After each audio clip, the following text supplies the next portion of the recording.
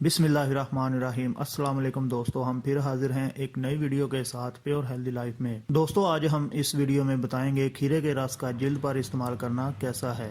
तो दोस्तों video and तक देखिएगा ताकि आपको खीरे के रस का जिल्द पर इस्तेमाल करने के बारे में पूरी मालूमात हासिल हो सके। खीरा एक ऐसी सब्जी है जिसे खाने के बेशुमार फायदे हैं, मगर क्या आपको मालूम है कि खीरा जिल्द को बेहतर बनाने में भी बेहद मददगार साबित होता है। खीरे के रस को जिल्द पर इस्तेमाल करने के बेशुमार फायदे हैं जिससे आप आज तक ना वाकिफ होंगे। आइए हम आपको खीरे के रस को इस्तेमाल करने के चंद तरीके और फायदे बताएं। सबसे पहले खीरों का रस निकाल लें। अब इस रस को इस हिस्से पर लगाएं जो कि धूप की वजह से मुतासर हुआ हो।